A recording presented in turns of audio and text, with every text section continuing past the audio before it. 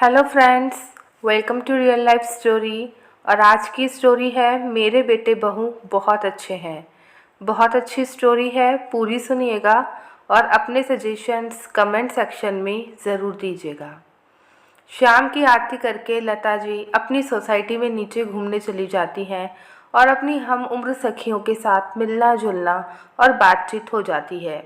इसी बहाने शाम को सैर भी हो जाती है और सैर के बाद सब बैठकर आपस में बातचीत भी कर लेते हैं। सोसाइटी में लता जी ने एक भजन कीर्तन मंडली भी बनाई हुई है। सभी मिलकर हर सप्ताह भजन कीर्तन भी करते हैं और आपस में एक दूसरे के घर आना जाना भी हो जाता है। लता जी ज़्यादा पढ़ी लिखी तो नहीं है, लेकिन समझदार और गुणी है। उनकी वाणी की मधुरता सबका मन जीत लेती है। जो भी उनसे मिलता है सम्मोहित हो जाता है।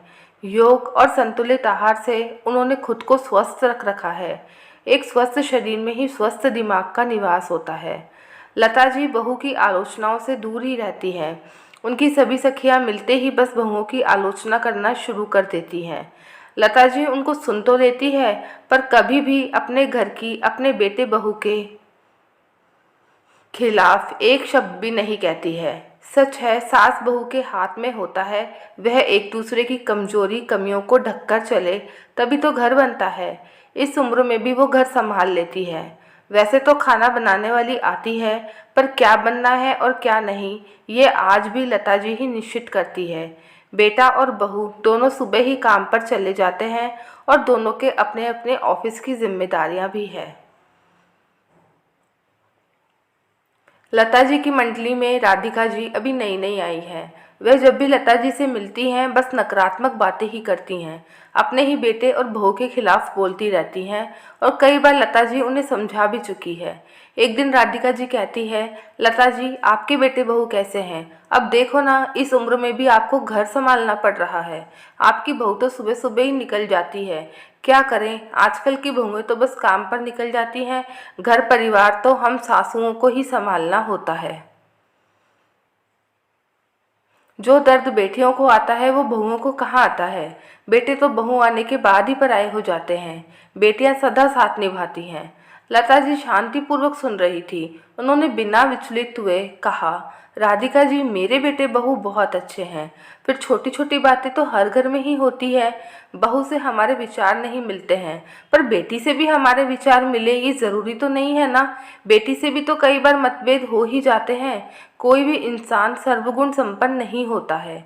मेरी बहू काम पर जाती है और मैं रसोई देख लेती हूँ, तो क्या हुआ, मेरा मन लगा रहता है। मैं आज भी अपने घर की अन्नपूर्णा हूँ।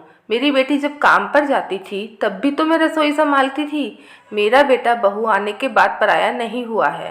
अपनी पत्नी की देखभाल करना, उसे पूरा समय देने का मतलब ये तो नहीं कि वो हमसे दूर हो गया है। मेरे बेटे बहू आज भी मेरे साथ ही रहते हैं और मुझे कोई भी तकलीफ होती है तो सबसे पहले बेटा बहू ही मुझे संभालते हैं। बेटी तो फ़ोन करके समाचार पूछ लेती है। वह हर बार हर दर्द में अपना परिवार मेरे लिए छोड़कर आ तो नहीं सकती ना मेरे पास।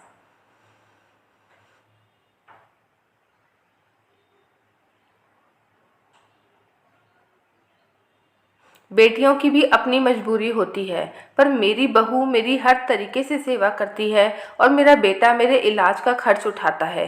मेरी रोज़ की ज़रूरतें पूरी करता है। मेरी छोटी बड़ी इच्छाओं की पूर्ति करने की कोशिश करता है। जहाँ तक उसके बजट में हो, हम अपनी हर इच्छा पूरी तो नहीं करवा सकते हैं ना। सबके अपने अपने खर्चे होते हैं।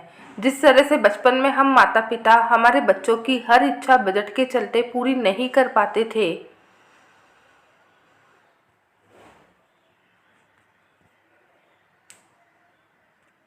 हमारे बच्चे समझदारी से काम लेते थे, इसी तरह बुढ़ापे में आप अपनी हर उचित अनुचित इच्छा बेटे बहू पर नहीं थोप सकते हो। उनके भी बच्चे होते हैं, हमें भी समझदारी से काम लेना चाहिए। हमारी कोई मांग पूरी नहीं हुई तो इसका मतलब ये तो नहीं कि बेटा और बहू बुरे हैं। हमें बेटा बहू के लिए अपनी सोच और नज़रिया बदलना होगा। जो हमारे साथ रहते हैं, हमें संभाल रहे हैं, उन्हीं बेटा और बहू की बुराई करना ठीक नहीं है। हम भी गलत हो सकते हैं। हर बार गलती बेटे बहू की हो नहीं, ये तो ज़रूरी नहीं। हम जिस दिन ये समझ लेंगे हर घर में सुख शांति हो जाएगी। फिर ये ज़रूरी तो नहीं कि जब भी हम मिलें अपने बेटी बहू की ही बात करें, उनके अंदर की कमियों को गिनाते रहें। हम कुछ अच्छी सकारात्मक बातें भी तो कर सकते हैं। बहुओं की बुराई सुनने और सुनाने का मुझे तो कोई शौक़ नहीं है। बेटियां अपनी जगह हैं, जिनके बेटे नहीं होते हैं हाँ उनकी बेटियां ही करेगी उनका, पर जिनके बेटे होते हैं वो भी अपनी सभी जिम्मेदारियां निभाते हैं। समाज में हर तरह के अपवाद होते हैं राधिका जी।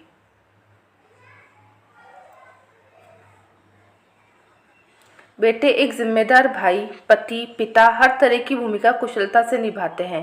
बेटे हर बार बुरे ही नहीं होते हैं, वो भी माता पिता का दर्द समझते हैं और जितना कर सकते हैं करते भी हैं। हम रहते तो बेटे और बहुओं के साथ हैं, बहू हमारी देखभाल करती है और हम बेटियों के ही गुणगान करते रहते हैं। ये तो अन्याय है ना। कभी खुले मन से अपने बेटे बहू की भी प्रशंसा कर दिया करो। उनके तो हर काम में हम नुक्स ही निकालते रहते हैं। लता जी की बातें सुनकर राधिका जी की आंखें खुली और वो बैठे बैठे सोचने लगी, सच ही तो है, अपने पति के जाने के बाद जब वो पूरी तरीके से टूट चुकी थी, उनका बेटा राघव ही उन्हें गांव से लाया था और सारी जायदाद बेचकर उन रुपयों को बैंक में राधिका जी के खाते में जमा करा दिए थे। माँ, अब ये पैसे आपके हैं, आप चाहे जैसे काम में लो, आप पूरी तरीके से स्वतंत्र हो। राघव ने ऐसा कहा था। बहू सीमा भी उनके आराम का, चाय नाश्ते का, खाने पीने, दवाइयों का पूरा ध्यान रखती थी। उसने ही जिद करके उनके लिए सलवार सूट बनवाए थे ताकि वो आरामदायक कपड़े पहन सके। राधिका जी को अपने द्वारा किए गए कर्म याद आने लगे।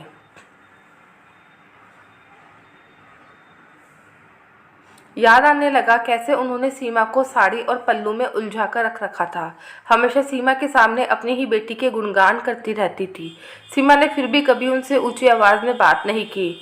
राधिका जी की 2 बेटियां हैं, वो जब भी मायके रहने आती है सीमा उनका भी पूरा ख्याल रखती है। कुछ दिन रहकर वो वापस चली जाती है, पर सीमा राघव तो हमेशा ही साथ रहते हैं। जिनके साथ हम हमेशा रहते हैं उनके साथ थोड़ी बहुत खिटपिट तो होती ही रहती है।